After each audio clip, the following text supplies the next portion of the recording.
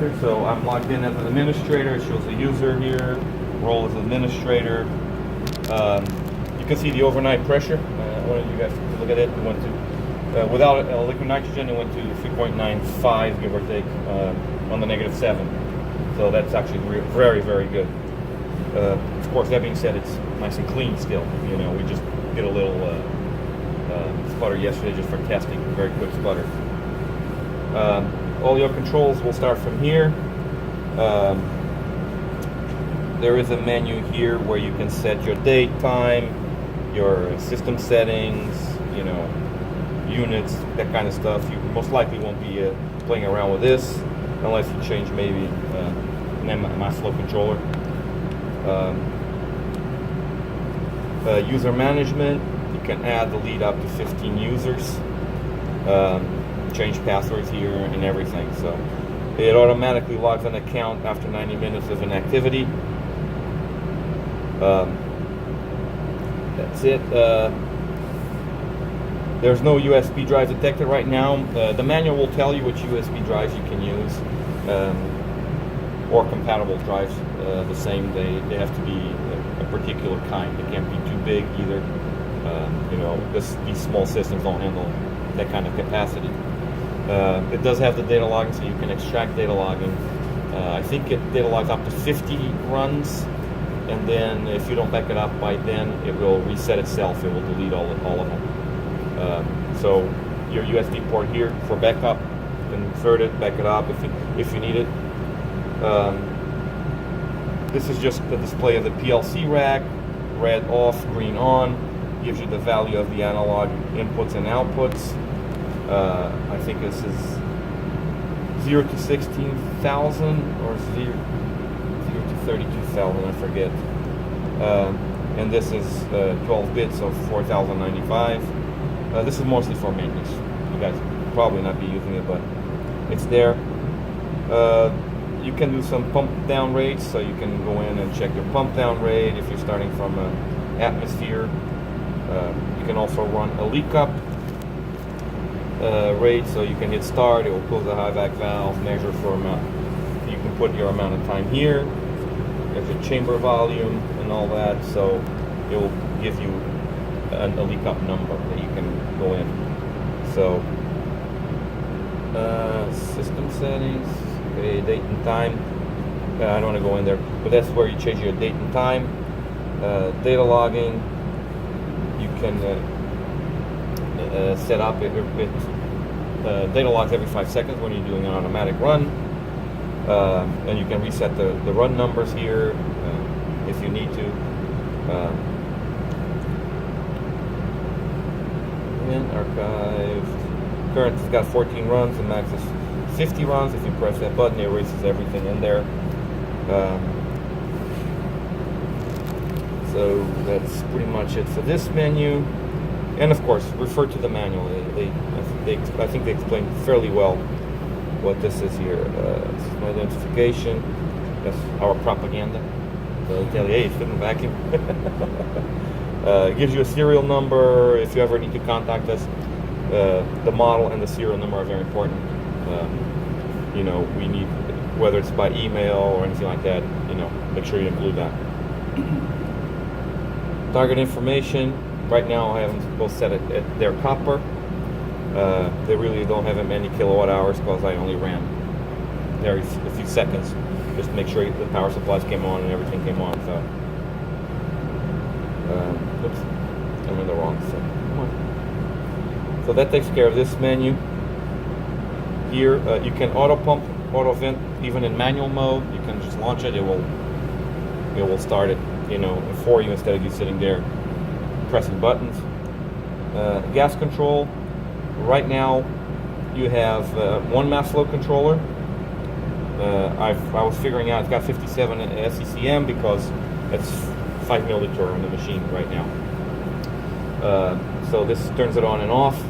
This is for gas 1. Gas 1 is just a micrometer valve right now. It doesn't have anything at all hooked up to it. Later on, you can hook it up a different gas if you want to. You can adjust the valve to your 5 milliliter pressure, and you can run it with your recipes also. Pumps and valves. rough pump, vent, roughing valve, turbo backing valve, high vacuum. They're softer interlock unless you into service mode, so try to stay out of service mode as much as possible. That's usually for these guys back here. They're the ones that are mostly going to be playing with service mode. It defeats all software interlocks. So if you under high vacuum and you open the VIN, it's going to go. So just be careful of that. Rotation control, you can hit your set point here on off. Very simple. Same here, you can turn it on and off over here.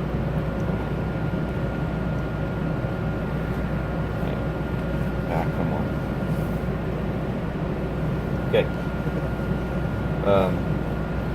Now over here you have your DC sputter. You can turn on and off the rotation, open the high vac. It's got an ignition feature. What it does for you is it actually ignites the cathode for you instead of you cycling valves. Not as bad in the DC. DC usually if you get it at 5 millitorc, you don't have to do a pressure ignition. In the auto mode, it always does it, but over here it doesn't. You can select which cathode. So you heard it switch cathode number 1. Then if you want to go to number 2, you turn off 1. Oh, I have RF selected on number 2, so it won't let me. Are you going to start the plasma because the argon might be off? Yeah, in a little bit. Yeah, I mean if you want to turn it on, that's fine. All right, thank you. So you control your gas here and here. Put your flow, gas flow, your set point for the DC power supply. Same thing, this is identical, it's just RF. Now the RF, you'll need to use the ignition because you got to provide a pressure burst to ignite the RF. See, I had cathode number 2 selected, so it won't let me. I can't turn this off. It says DC does not have any cathode selected. I can't select number 1. So it does that, opens and closes the shutters to whatever cathode you have selected. Gas, I can turn on the gas over here since we already took a look at the pressure. So she'll go to right 5 on the -3.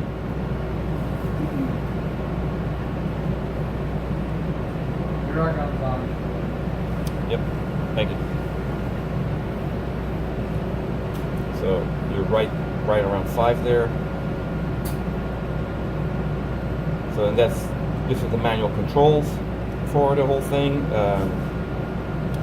Over here, if you want to look at the interlocks, you can press right over here. It tells you if one of the interlocks is not satisfied, you see it as red. So, and that's like I said right here. So that's your menu. Abort, of course, if you're running something, you see something wrong, hit the abort. So now I will demonstrate. Let me see here. Let me set up. I'm going to put this on cathode 1 right now. Turn on the rotation. You need to turn on the gas valve. So our pressure's up there, and I'm going to just turn on the power. You can look in there. You can see there's plasma in there now. If you guys want to take a look, it will be the cathode on your left.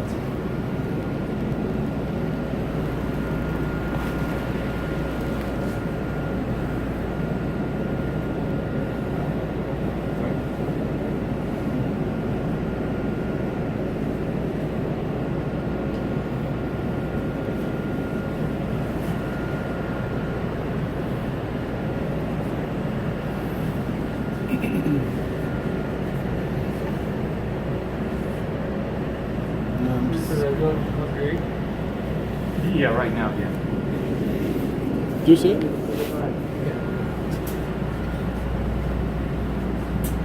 Okay, I gotta adjust the shutter.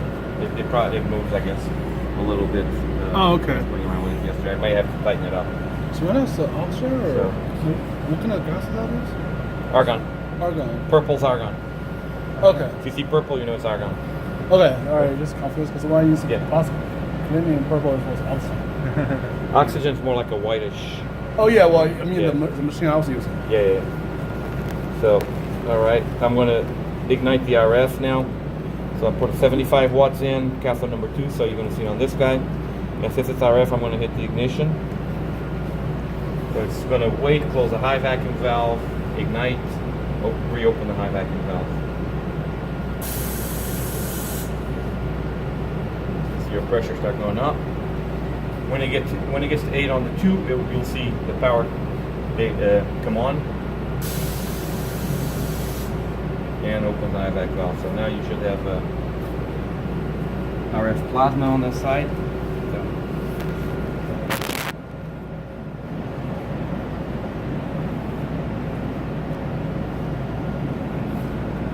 So it's actually pretty simple. It doesn't get any more complicated than this, really. It's just afterwards, programming your layers.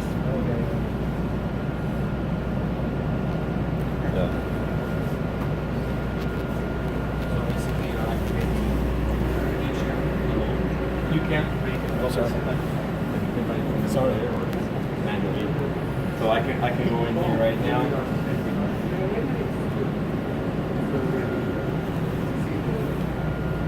So now you have both of them on. One on one, one on two.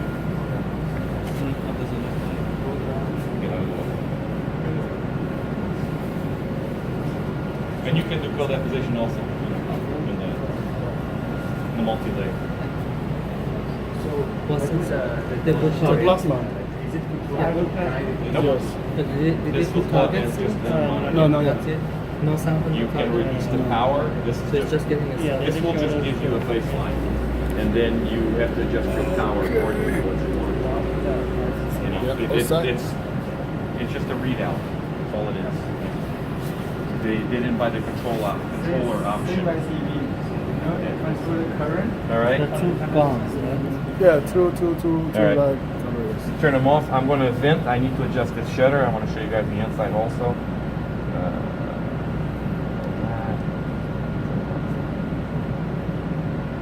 Come on, off on this. Turn off the gas. You can actually, you can vent manually if you want to, or the easy way is start automatic chamber vent. They went into the venting mode. Automatic turn off the high vacuum, right? Yes.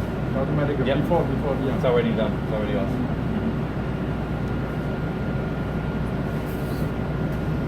So now it waits a few seconds to make sure that the gate valve locks in place, and then it starts venting the system. Inches.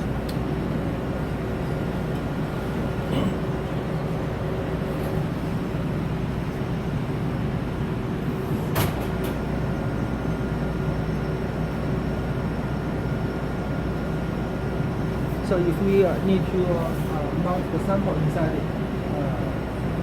so this process will destroy the vacuum chamber as support the vacuum condition. If we put the sample in it, the vacuum will, do we need to re-pump it for a long time? I mean, if we like this, if we bring our sample in it. Yeah. It depends what your start pressure is. I don't know what you want to start at. Okay. So, for example, if you want, I just want to deposit a signal dot film into the glass cover slip, right? So after we place the glass cover slip in it, how long should we wait for the pumping process? I don't know exactly what you're going to be doing, so that's totally up to you. Okay. Normally, usually, if you get an 8 on the 6 or below, you should be okay. You may find out that you may have to pump slightly lower, but you're going to have to do a little bit of testing. But usually, if you're below 8 on the 6 or even 5 on the 6, you should be 5 or 8 on the 6. The prospect is how long will it take? Well, we can check it out. I'm going to have to pump, so thank you very much. I just have to make an adjustment here. I guess when I put it in yesterday. Oh, okay. For you guys, if you guys are going to be changing targets or messing in here, good job. You see how this does this? It just holds it. You can just pop it up in the back here a little bit and move it back, and it stays. Okay? So let me adjust this shutter.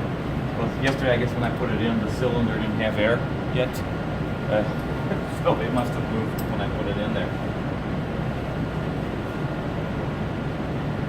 Okay, it's tight now. So.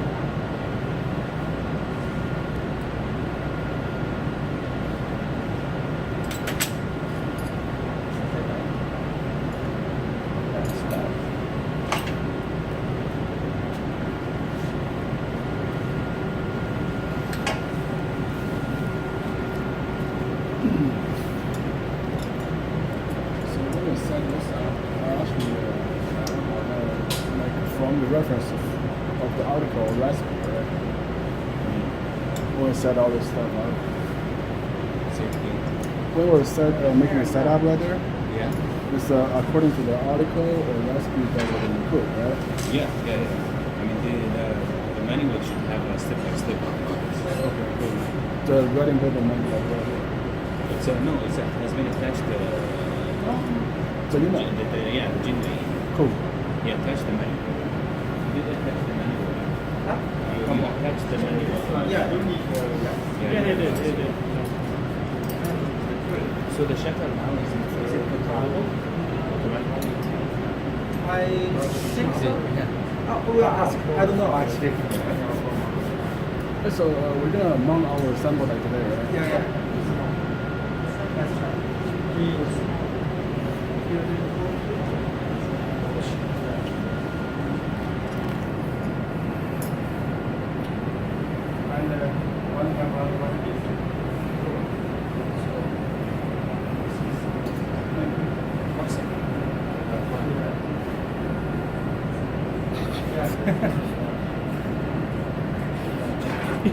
Maybe another one.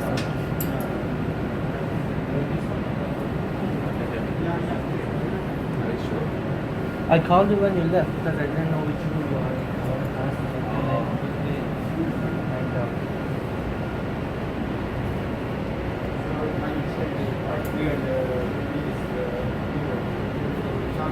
So Paulo, can we later try a glass light? What? Sorry. Can we try a glass light later? Can I put like 3 glass After lights we in? get done the training, you can try anything you want. Oh, okay. Okay. But can you kind of guide us through Yeah. a complete process? Yeah.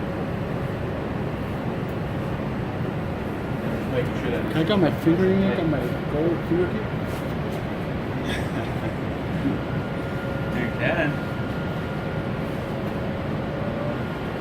I really wondering if the shutters.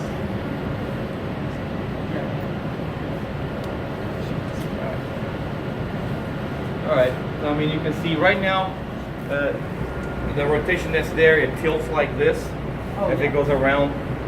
You can change that. There's a pin here that you can pull out the table, and there's a little Teflon piece. You pull that out, and you put that in there, and you adjust it so the table's level and it's always spinning properly. I don't know what you guys are going to be using. It depends.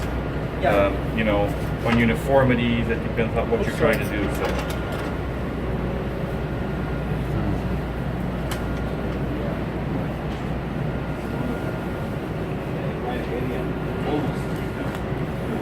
What kind of mount is the sample on this thing?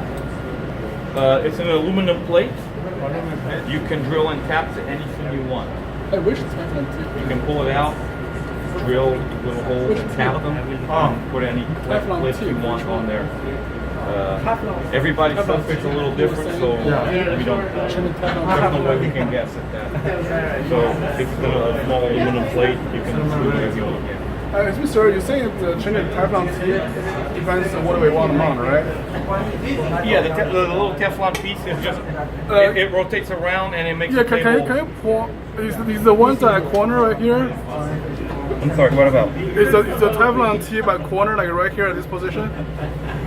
I don't know where it is right now under the table. It's right under the table. I can't see it right now. Okay, all right. So we have to leave the table and then change that. Now you can pull out the table. I'm trying to see. The Teflon piece is right here, under here, this side right now. Under that. Okay, cool. Yeah. All right, thanks, man. Yeah. So as Like- we put it on there, or right now we can't. Right now there's no clamping. Yeah. So if you want to try to put in a sample later, we're going to have to pull out the table. And yeah, you can put Kapton tape on the edges, just to hold it if you have some. Yeah, but how it might be a good idea to have the table flat, because sometimes people don't want to. They want a complete coverage. They don't want to have any Kapton masking any of the sample. Yeah. So yeah, yeah. we will have it completely flat. Okay. Yeah. I mean, like I said, I don't know exactly what you guys.